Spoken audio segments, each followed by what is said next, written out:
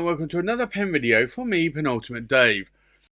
So I have here another Flashback review, and this is of the Visconti Brunelleschi. And this is a really nice pen. It came in a very large Visconti box. I think it came with a bottle of ink. Now I say that, I'm not 100% sure. I'd have to go back, look at the unboxing video. I think it did. I know it came with a the material here is made of a terracotta tile ground down into powder and then mixed with resin to create this beautiful touch. And I remember a terracotta tile or brick in the box. It was glued in as well, so you couldn't remove it. So actually, I think it may not have just had a bottle of ink in it. But anyway, this is it's a nice pen. It's a pen that I purchased about 7 years ago. As I do this video, it was 2017. I saw this pen. I really liked it. I wasn't that enamored with the facets on this pen initially, but I like it now. It's got a very rubbery like texture. Now that they've taken that terracotta tile with resin and sort of blended it together. So I like it a lot, and I like the clip, the trims and everything on this pen. You've got the My Pen finial there. It is a power vac. It's a single reservoir, not a double reservoir, but it is a power vac filling pen. And if I unscrew the cap, you've got a 23 cap palladium medium nib there. Now, like with the Lava edition, this is a little bit porous, this material. So you do have to be a little bit careful when you ink it up.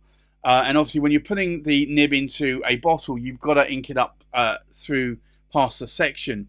There is a slight staining there that you can see on the edge of that terracotta there, because I was using a Rohrer and Klinger Old Bordeaux. Probably should have used a more brick red or brown ink, and that wouldn't have probably stained that. I'm pretty sure actually I can probably remove that, just given time. You can post the cap on the pen there, and it makes it quite long, but it's very comfortable. But this is a pen that I liked, and I added to my collection in 2017.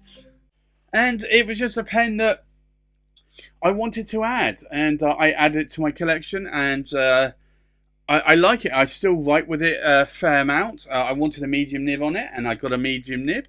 I picked this up from Chris at Truffet at the time. Pretty sure it was Chris at Truffet.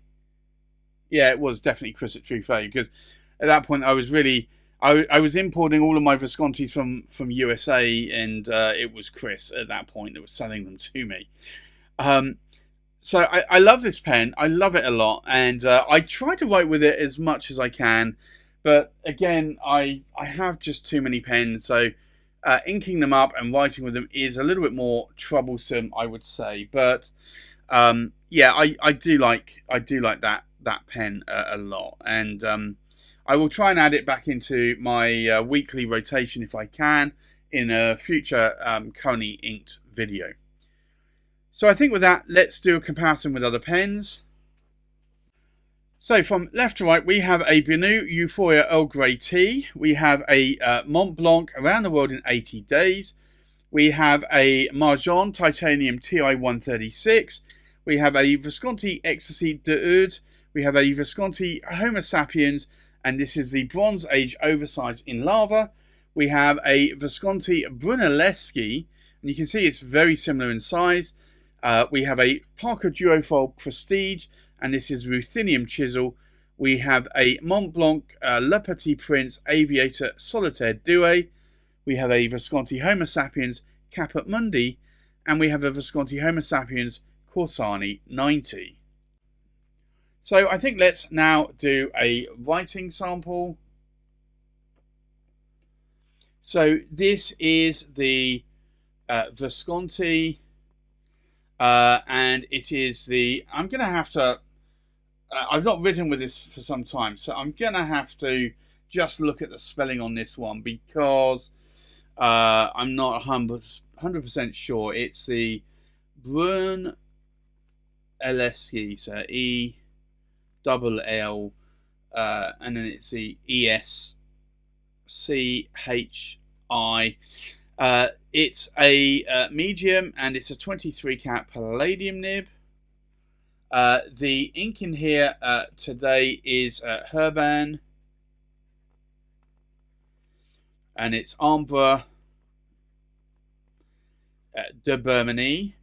And honestly, this probably should have been the ink that I should have inked this up with probably from the start, but didn't. I love Raw and Klinger Alt Bordeaux, but it's a little bit more of a purplish blackish ink, and probably it wrote perfectly. It wrote gorgeously in this pen, in this nib, but probably wasn't a good match in terms of the section or colour.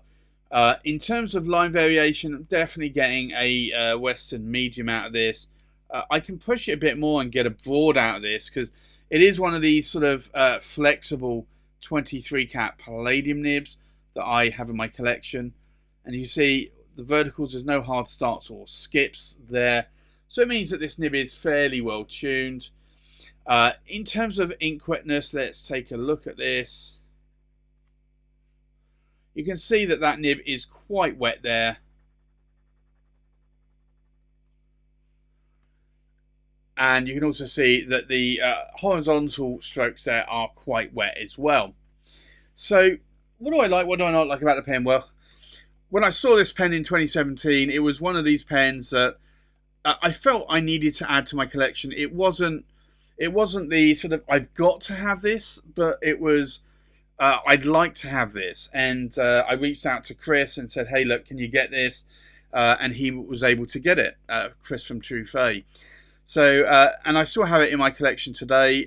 7 years on, I still like this pen a lot, and I just like writing with it. It's an interesting pen.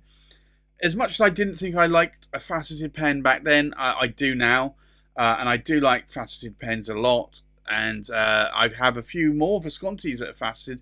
I have the Benu Euphoria that's faceted. The Divinas are faceted, although twisted facets. So yeah, it's a pen that speaks to me, and I still have it in my collection.